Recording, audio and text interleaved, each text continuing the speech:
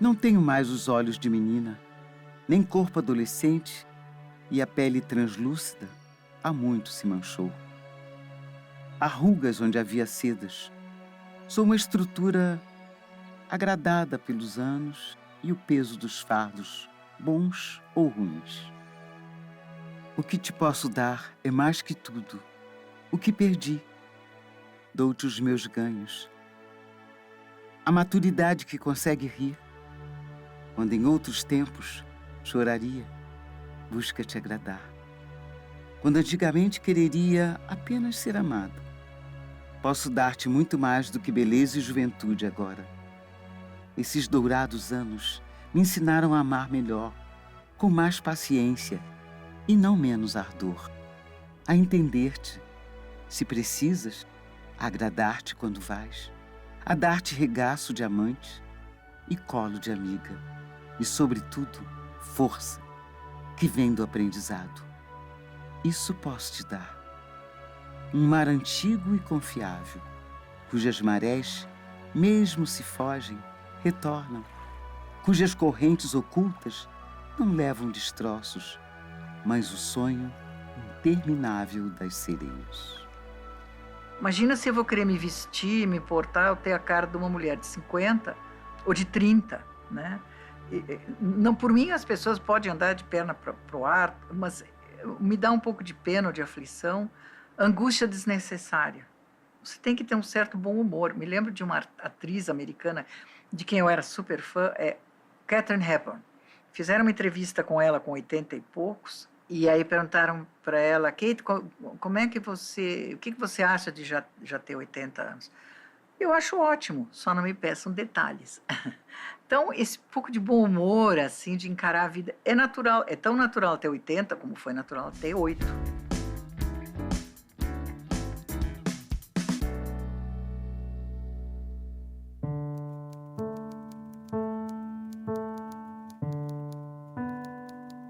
É uma novidade na minha vida envelhecer, porque, de certo modo, não é?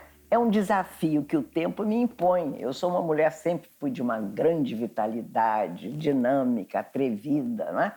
De modo que eu sinto que hoje eu já não faço coisas que eu fazia e não me permito fazer porque eu devo preservar a minha dignidade.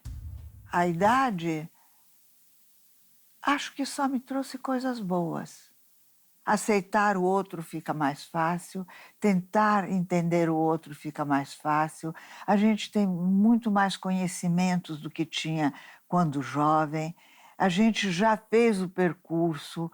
Um jovem se pergunta: ai meu Deus, para onde eu vou? O que é que eu vou ser? Então, quando você chega na minha idade, você já fez o principal da sua vida. Você já criou os seus filhos. Você olha, você pensa: fui uma mãe direita. Então é muito bom.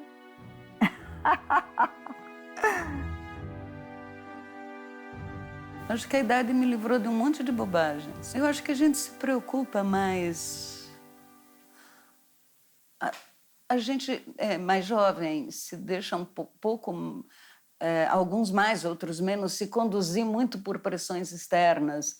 E isso gera preocupações que muitas vezes são absolutamente desnecessárias. Eu acho que a gente perde muito tempo com questiúnculas que são provocadas muito mais pela sociedade, pelo sistema e principalmente pelo mercado, pela sociedade de consumo, do que da nossa natureza mesmo. E eu acho que a idade tira muito desse... Não sei nem se é a idade ou se é a proximidade da morte, que faz a gente realmente otimizar o tempo e parar de perder tempo com bobagem, sabe? Acontece uma síntese de prioridades e a gente fica cada vez mais com o que realmente importa e cada vez mais fiel à nossa essência, à nossa natureza, se é que isso existe. Cada dia é um presente, né? Que bom que eu ainda estou aqui, que bom, que bem ou mal a cabeça está funcionando, não sei por quanto tempo. Essa coisa que fica assim, essa ideia da precariedade e de que o tempo é um presente da vida, que eu quero aproveitar muito. Então, cada vez mais, a importância de eu conviver com as pessoas que eu amo é total, é a prioridade. Então, isso, hoje, almocei com meu neto, sabe, são coisas assim que estão, porque isso é verdade. E estou muito impaciente para bobagem, né? Então, às vezes, estou até irascível, irritada com algumas coisas. Eu entendo porque que velho fica rabugento, porque, às vezes, o tempo é tão precioso que a gente não quer perder em outras coisas. A idade tem me ensinado de que o que é da gente vem na porta. Você tem que lutar também, mas não precisa de você dar rasteira nem ninguém, não precisa de você perder muito tempo com disputa. Tem pessoas que passam a vida disputando e aí sai de mão vazia. Deve ser triste ter que disputar tanto e perder. Uma certa malícia também, isso é muito bom. Às vezes eu falo, gente, mas eu tenho 71 anos, agora que eu estou conseguindo as coisas, é bom porque isso me deu uma certa malícia. Eu não me encanto com o canto da sereia.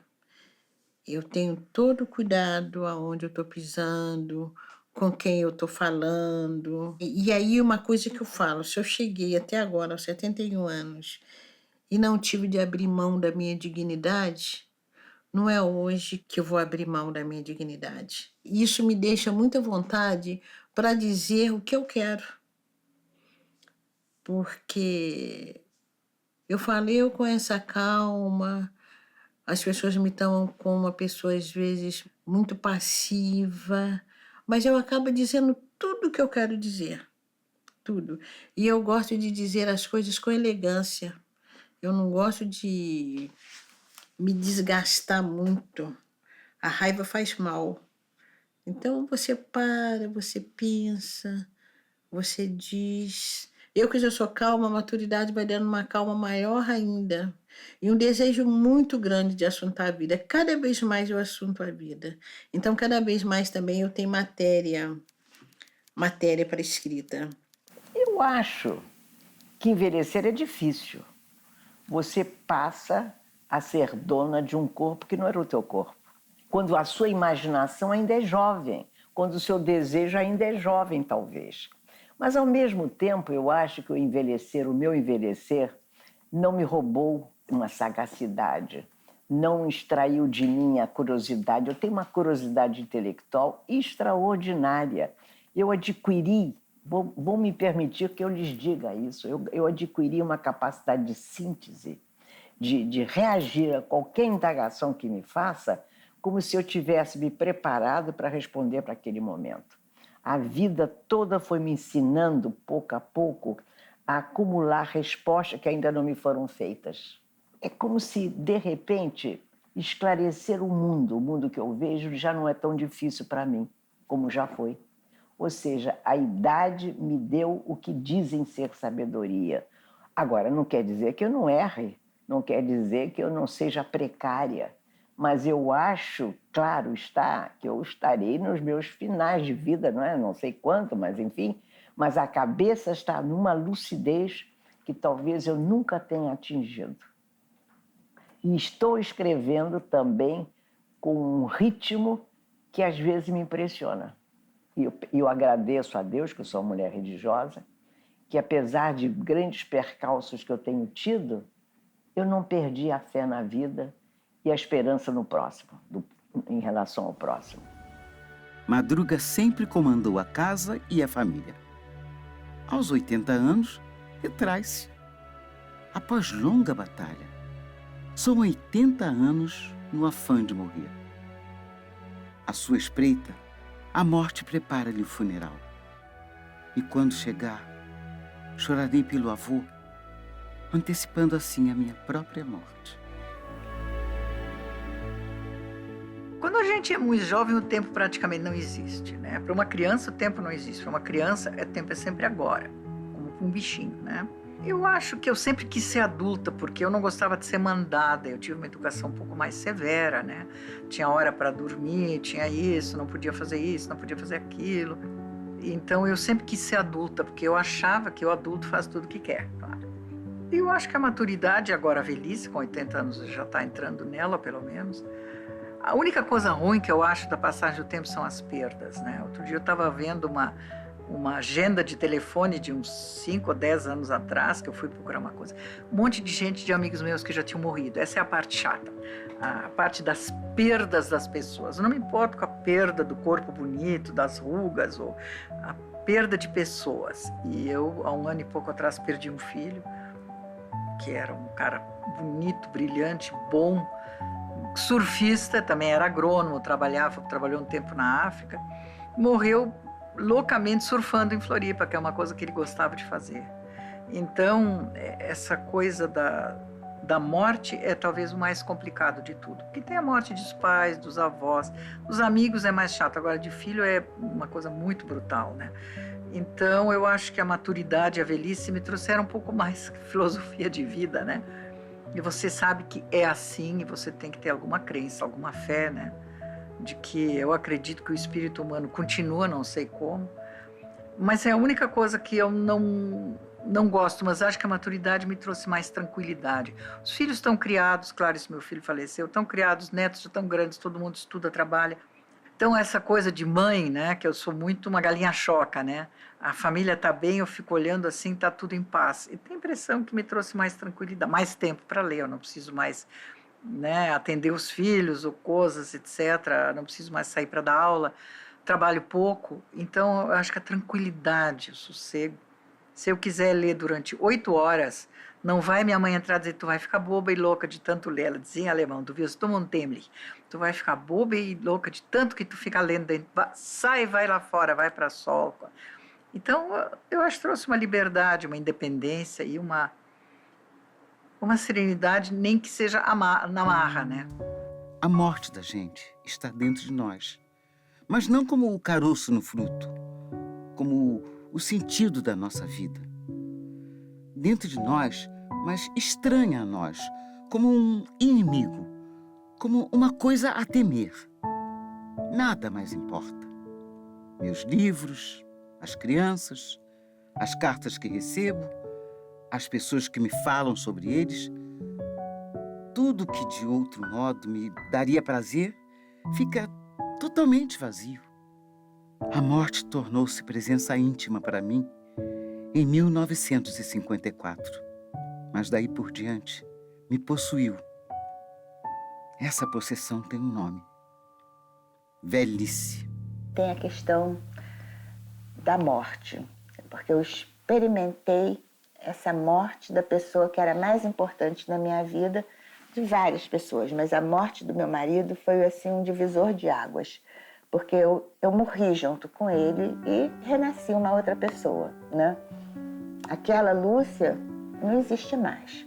Existe uma Lúcia que nunca mais vai ser capaz de tanta felicidade, de tanta alegria, de tanta disposição como era quando estava casada com ele. Mas existe uma Lúcia, sim, que ainda sabe que as coisas são passageiras e que terminam. O que acontece hoje, a gente consegue, de uma certa maneira, remendar, que aquilo que parece o fim do mundo, que foi a morte dele, você, de uma certa maneira, mal ou bem, eu vou remendar e vou continuar vivendo e vou ser aquilo que eu consigo ser, né? A gente sente saudade do vigor da juventude, né? Quando eu penso, meu Deus, eu passava dias e dias sem dormir, e no outro dia eu estava inteira para trabalhar. Hoje eu não estou tão inteira, estou meio quebradinha. Eu não tenho saudade de nada. Muita gente, na minha idade, tem saudade. Ah, quando era jovem. Eu não tenho saudade de nada. Eu não sou caranguejo, não quero andar para trás. Eu espero que a maturidade tenha me trazido um mínimo de sabedoria. Eu não azedei, não sou leite para azedar com o tempo. Tenho um equilíbrio maior, evidentemente. Trabalhei para isso, não é por acaso. Como eu tenho um projeto autoral, eu tenho também um projeto de vida. 80 anos são uma tremenda esquina na vida. Com certeza chegamos a ela mais frágeis, porque a possibilidade de morte, que sempre foi a mesma, mas que antes parecia eventual, ganha uma certa concretude. E, ao mesmo tempo, chegamos mais fortes, porque a maior parte do caminho foi percorrida, as inseguranças da juventude ficaram para trás, algumas tantas perguntas já foram respondidas e o que havia a fazer já foi feito. Certas coisas, porém, mudam aos 80. Não terei mais cão.